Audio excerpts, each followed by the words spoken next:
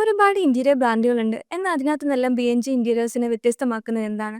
അതുപോലെ client and design experience ഒന്ന് share ചെയ്യാമോ? നമ്മൾ പല ആളുകളും വേണ്ടത്ര ശ്രദ്ധിക്കാത്തൊരു കാര്യമാണ്. വീടുകളിൽ ഞാൻ നേരത്തെ പറഞ്ഞ പോലെ ഏറ്റവും ടോക്സിൻ ഫ്രീ ആയിട്ടുള്ള മെറ്റീരിയൽ ഉപയോഗിക്കാവൂ.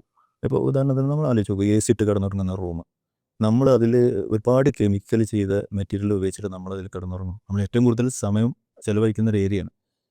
പയ്യെ പയ്യെ ഒരുപക്ഷെ നമ്മളെ ശരീരത്തിൻ്റെ ആരോഗ്യത്തെ അത് കവർന്നെടുത്തേക്കാം. അങ്ങനെയാണല്ലോ നമ്മൾ കരുതേണ്ടത്.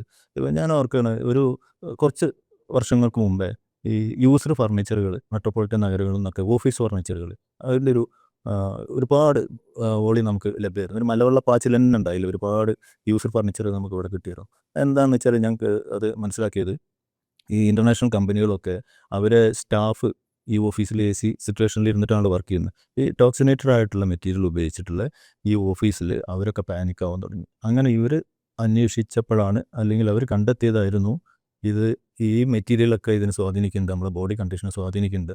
അങ്ങനെ ടോക്സിനേറ്റഡ് ആയിട്ടുള്ള മെറ്റീരിയൽ എല്ലാം അവർ ഒഴിവാക്കിയപ്പോഴാണ് നമുക്ക് ഇത്രയും യൂസ്ഡ് ഫർണിച്ചറുകൾ ഒരു കാലത്ത് വളരെ കൂടുതൽ നമ്മൾ ഇവിടെയൊക്കെ കിട്ടിയിരുന്നത്. അത് നമ്മളിപ്പോഴും വേണ്ടത്ര ശ്രദ്ധിച്ചിട്ടില്ല. അത് ശ്രദ്ധിക്കാതെ പോകുമ്പോഴേക്കും നമ്മളെ മക്കൾക്ക് ഒക്കെ ഇത് എഫക്റ്റ് ചെയ്തേക്കാം. അത് വളരെ ശ്രദ്ധിക്കേണ്ട ഒരു ഏരിയയാണ്.